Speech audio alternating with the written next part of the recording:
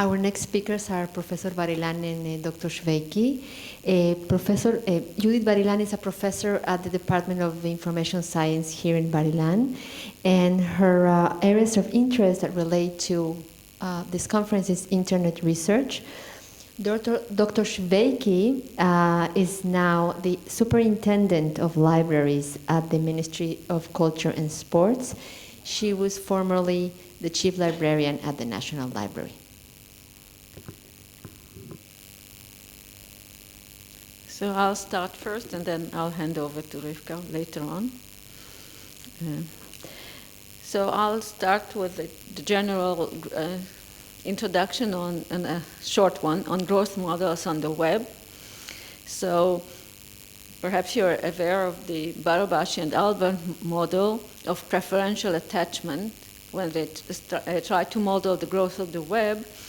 So when a new web page is created, it considers to which pages to link to and decides based on the number of incoming links to existing web pages. So this actually means that both that older web pages have more links, and then web pages with more incoming links are preferred. So this process is called sometimes preferential attachment and sometimes the get richer process. And it turns out that this simple process creates a network which is very similar to the actual structure of the web. So here's a link to a nice simulation of the growth using preferential attachment, but I have no time here to go into the simulation itself. But if you really consider so this model that actually models quite well what is going on the web only considers growth. But if you think a little bit, you see that there are other processes as well. So sometimes web pages disappear or removed. It's something we call it sort of decay. And then also the content of existing web pages are often updated. Think of the Ynet website. It's updated constantly. So there are modifications that, there could be different kinds of modifications to the text, to the audio, video,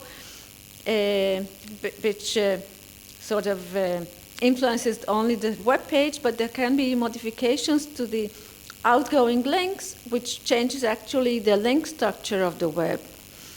And then there are some pages that sometimes are not accessible or removed, and then they reappear at the same URL. There are also web pages that are moved to other sites, but I didn't take this into account. But still, the growth is the heaviest process, and then it overshadows the other processes, at least currently, which might change later on. I'm not sure. So actually, with Professor Blumenperz of the Hebrew University, we carried out a very long study. It took us 8 years from between 1998 and 2006. We looked at web pages that contain the term infometrics, and each year, we didn't do data collection for 2 years, but in between. But for each year, we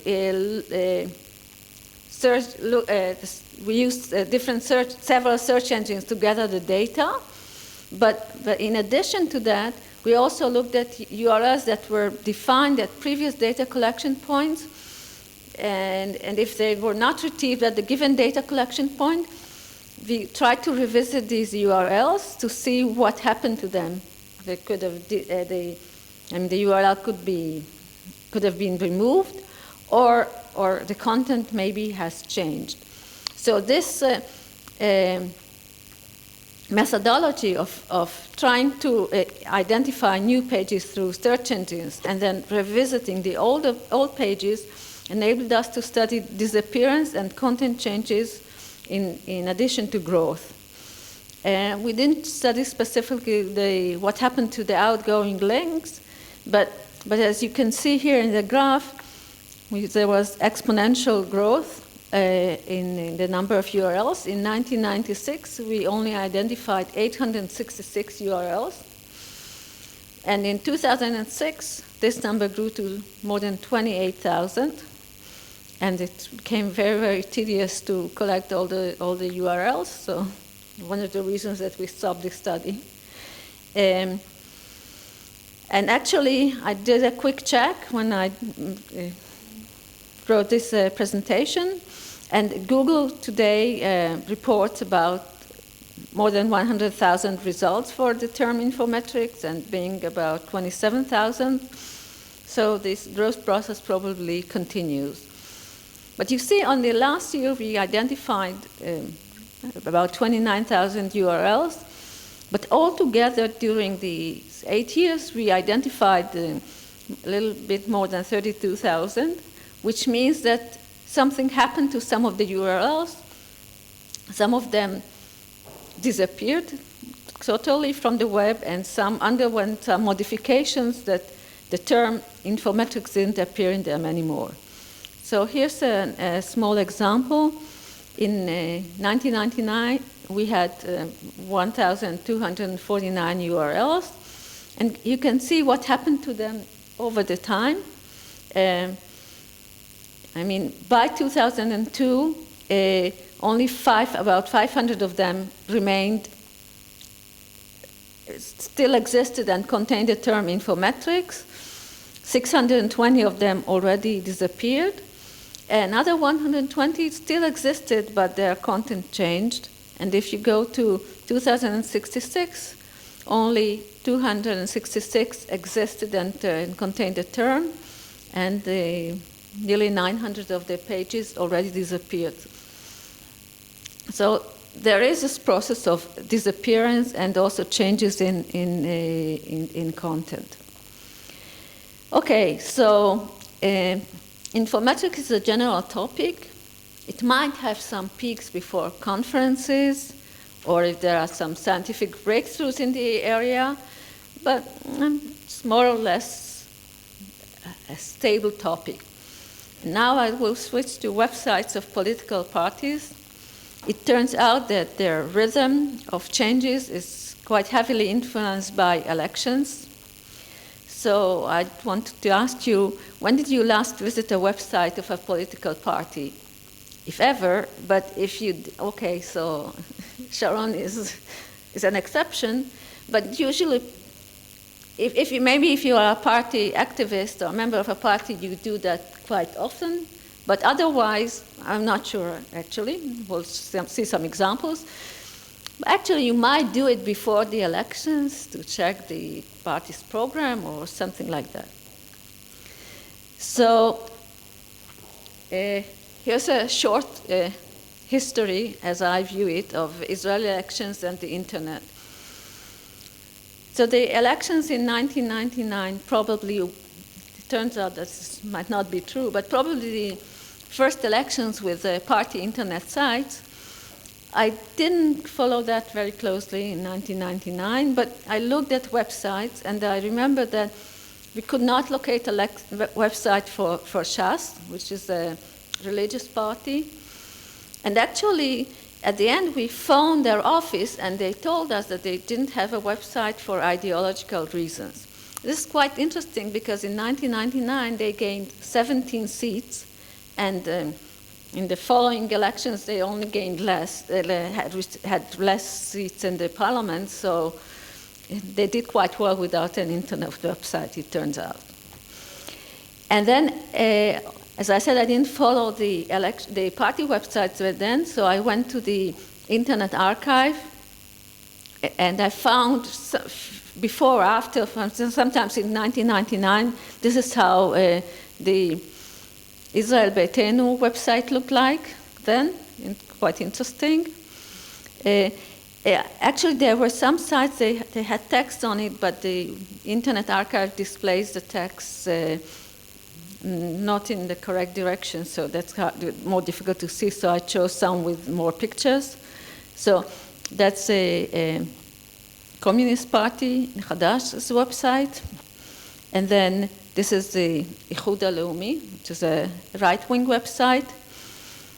Well, this looks quite outdated. It's from 1999. And this is Meret. Actually, you can see here that the Hebrew is in the wrong direction. But it turns out this is from 1999, but here's a link to the old website, and I actually clicked it. It's still from 1999, but it has some English that displays more correctly. And actually, it seems that Meret, it's a left-wing party. They already had a website for the 1996 elections. That's the elections beforehand, because it says here the Meret's platform of 1996. So probably some political parties already had websites in 1999. I don't believe they had before that. Okay, so in 2003, I became more interested and followed more carefully the elections. Actually, by then, all major parties, except for the ultra-Orthodox Agudat Yisrael and the Arab party Ram, had websites. Already some of the party leaders had personal websites. Many of the parties had quite active forums on an Israeli forum website called Tapuz, and some set up specific election websites that ceased to exist after the elections. So here I will show you, I think, only the Likud. So this is how, okay, so now you have to keep in mind that the elections were on January 26, 2003. So here is how the website looked in November. And then Arik Sharon was the leader of the Likud. Actually, this is before the primaries. It's important because Bibi Netanyahu also had a website of his own. And it was only active until November 28th, the Likud primaries, where he lost to Ariel Sharon, and then there was no more activity on the website. It's very interesting. So sometimes they leave sites as is for a very long period. So this is again the Likud website in December. Still looks more or less the same. There are very minor changes, as you can see. And then we said the elections were in January 26, and this is from January 9. That's only about 2 weeks before the elections. They put up a special election website, which remained more or less unchanged until the election. And this was at a different IP address, but the Likud website redirected to this site. And what happened, it's on January 30th, that's 4 days after the election. This election website was removed. I mean, the redirect didn't work anymore. The election site continued to exist for a while, and they went back to the old website they had before. Okay, so now we switch to 2006, March 28th. This is something you have to keep in mind because otherwise the dates don't work. And the larger parties had both official websites and unofficial websites, like Likud had Likud and Likudnik, and Kadima had Kadima Sharon. That's interesting. That was their website was kadimasharon.org.il. They also had like Yalla Kadima, and no, these are there was the official and the unofficial, and even Yehadut Torah gave in just a few days before the election, and they put up a sort of a website. I'll show you in a few moments. So this is how the Kadima website. So it was called. It's in sort of interesting that it was called Kadima Sharon. So that's it's in December 2005. The elections were in March 28th, 2006. So here, this is the speech he gave when Kadima was set up. And this is what I have on my computer, but probably there was some flash here because flash is not captured well when you do capturing. But it was, okay. Then, well, that rather ironically, well, you'll see why. On January 4th, they put up a newer website with new content. This is the first time I saw it, so I might have put it up a day or two earlier.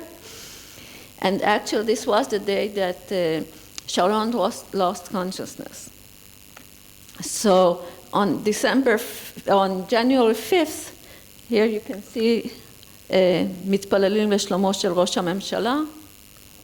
So we pray for the health of our prime minister. And they also put up a sub-site where people could add their best wishes for Ariel Sharon. There were lots of people who put up their wishes here, so thousands of them. And at the same time, this is an official site where they say it's on January 16th that he's still in the hospital. I don't know, and stuff like that. Okay, this is how the site looked on February the 4th, and so 1 month after he was in the hospital unconscious. And then on February the 8th, you see here Ehud Olmert, who sort of replaced Sharon. Okay, thanks.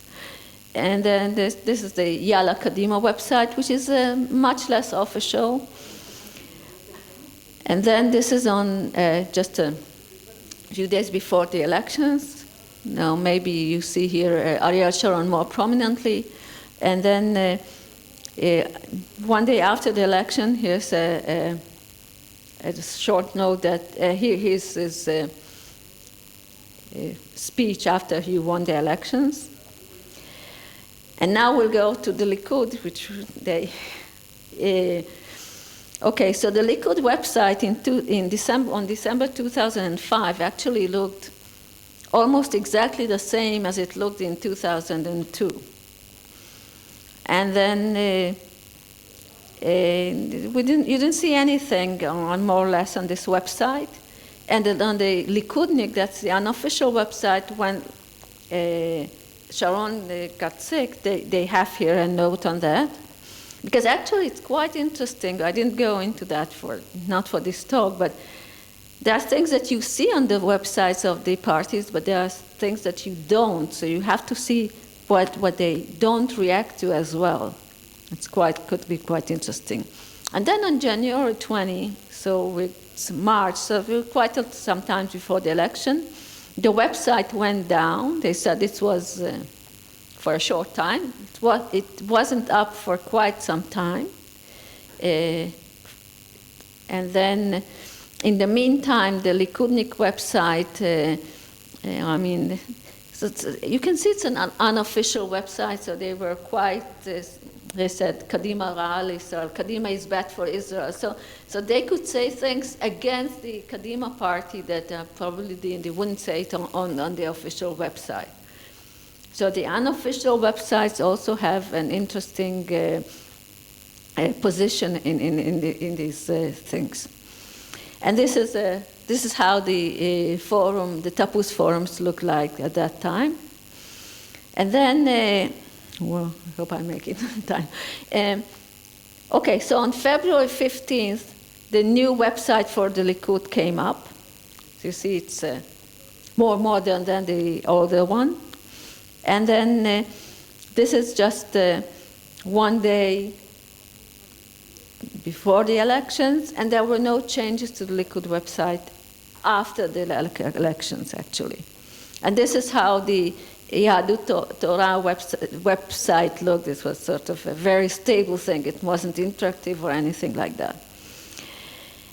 And now to the 2009 elections. Here there was extensive use of personal websites of candidates, and also the first time use of social media. So this is the Likud website. You don't see it very well because most of the site was Flash, and Flash is not captured well. But what's interesting I think it's more or less true for these elections as well, that actually it's the Likud website, likud.org.il,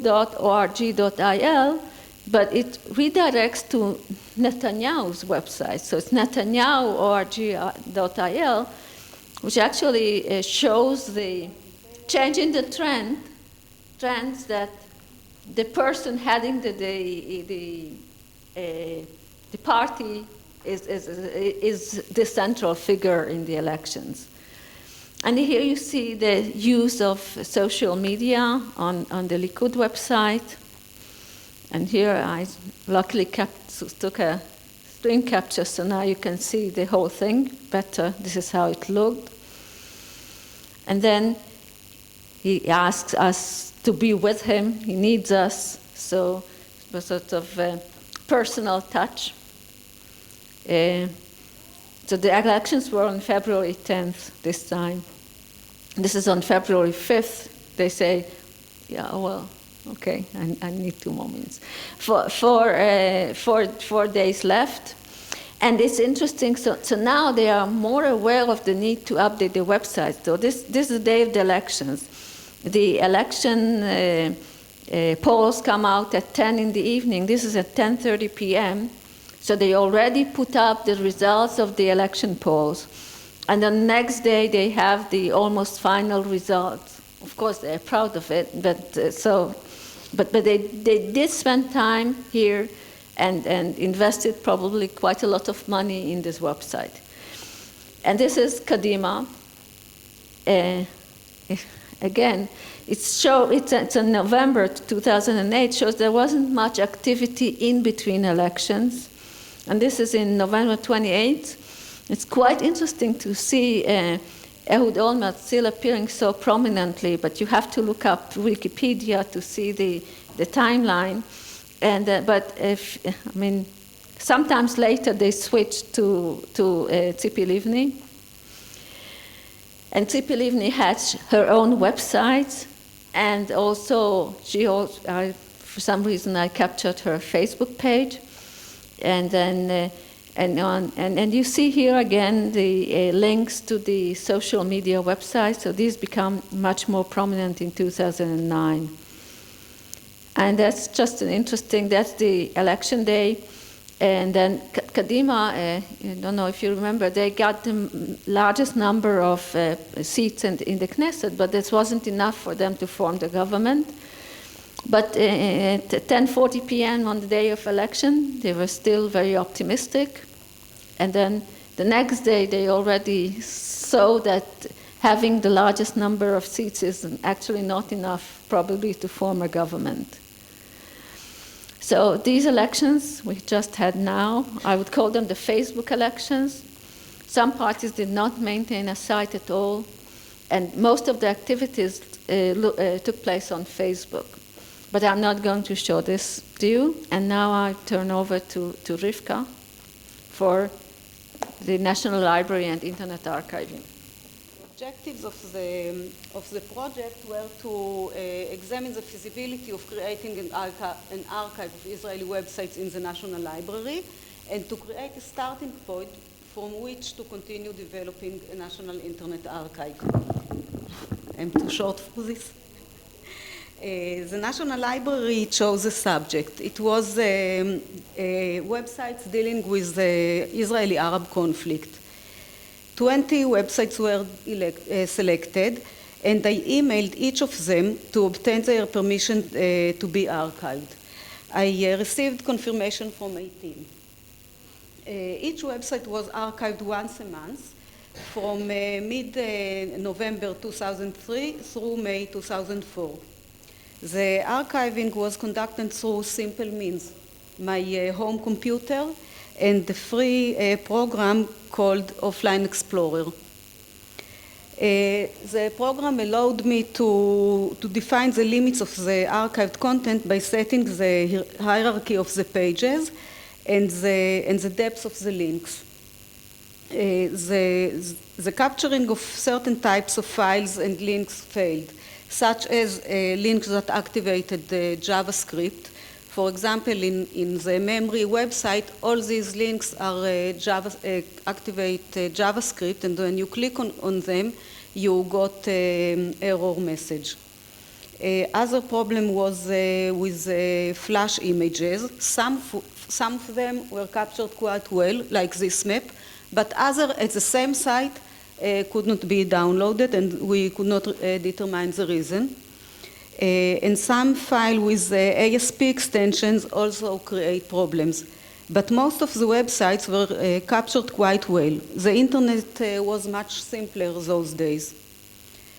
The websites were cataloged in the National Library catalog by the permanent team of catalogers. Some of the difficulties the catalog ran into were deciding what should be designated as a title. It is not so simple in the internet site to decide what is real title. And also identifying the authors was sometimes very difficult. Another question that arose was how the versions of the same website should be treated. We think about volumes of books. We think about issues of a journal. We think maybe there are new editions. And even we try to do it like archival font. But ultimately, we decided not to detail the version of the version in the catalog entries. And instead, we create an HTML page for each site, which details the various versions, and the catalog entry referred to this page.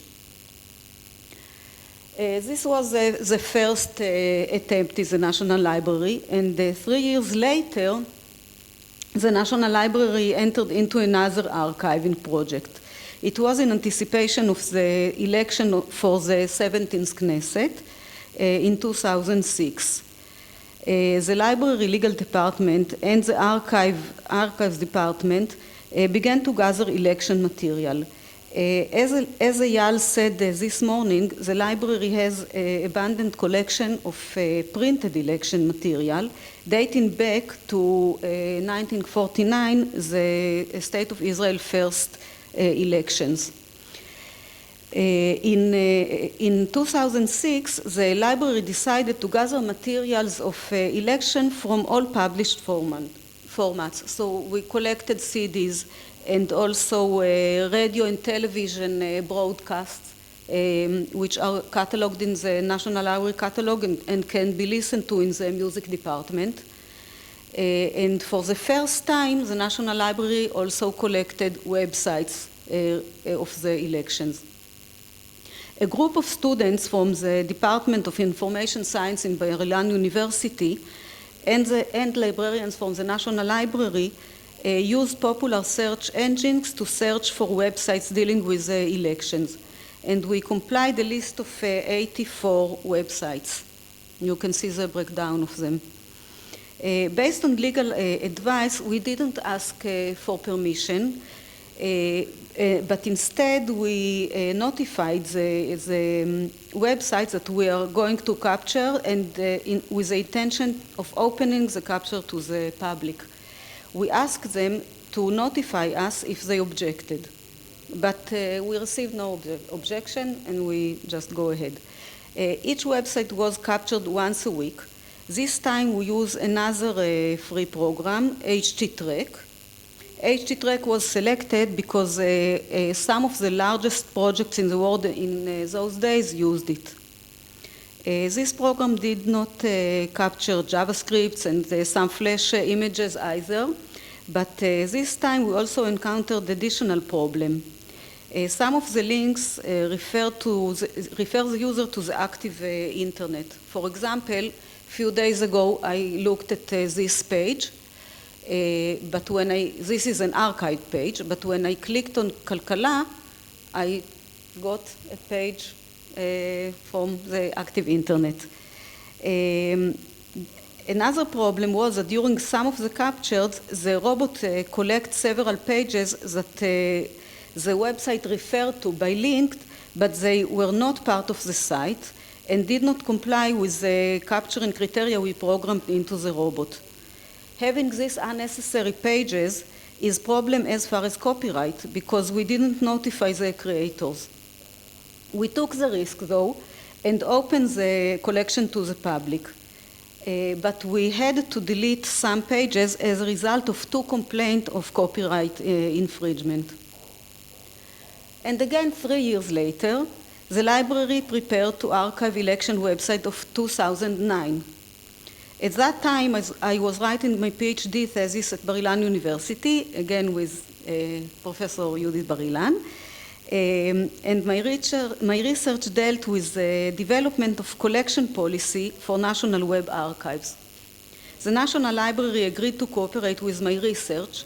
Thus, the emphasis of the 2009 elections was an attempt to formulate criteria for selecting the sites. Students from Bar-Ilan University helped us once again to locate election websites, and some 15 librarians from various departments of the library were asked to review the sites and decide whether they were suitable for archiving and why. At the end of the process, we defined a set of criteria that may also serve the library when gathering websites related to other subjects. We decided to outsource the capturing itself this time. We chose Archive-It. Archive-It is a subsidiary of the Internet Archive. Archive-It utilizes a Heritrix robot, and we assume that that because the Heritrix was especially developed for Internet archiving, we will get higher quality capturing through this experienced company.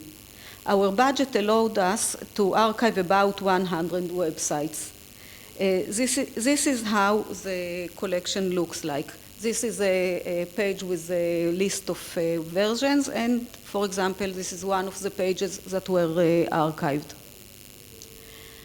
This is a party that was not in the Knesset after all. For this project, we also notified the websites and did not ask permission, and we allowed them to express any objections. But again, we received no negative replies, and some websites even were enthusiastic. Can you read what is written here? Yalla Kadima, to be preserved in the National Library. The National Library defined for the second time the website of Yalla Kadima as a website worthy for preservation in its archive. It will be declared as historical document, etc. It is very, very, very long. The archive was supposed to be open to the public via both the National Library website and the Internet Archive websites. But ultimately it turned out that Heritrix encountered the same problems we had run into using the previous program, JavaScript, certain multimedia files, but the most severe problem Heritrix had was capturing thousands of pages which were not part of the predefined websites, much more than HT-Track in 2006. Since we did not request the creator's permission for these unnecessary pages, the library cannot legally open the archive to the general public. In order to avoid the risk of legal prosecution, we also asked the Internet Archive to prevent access to the archive until we find a way to weed out the irrelevant pages. And I only can access it by password. For all 3 projects, the library took care of gathering the material, but did not deal with the problem of long-term preservation. During each of the projects, the captures were logged, and notes were made regarding the success or failure of each capture. Many inner pages of the Israeli-Arab conflict that were successfully captured according to the log are not currently available, and I don't know if the library managed to save them. Of the 84 websites captured in 2006, only 26 where they are. Only 26 are opened now to the public. But on the other hand, the collection of the 2009 election is much better preserved on the archive server. It is accessible by password and was preserved quite well. So as Hadar Miller said before in the morning, the pillar of preservation to long-term preservation is the real challenge. Thank you.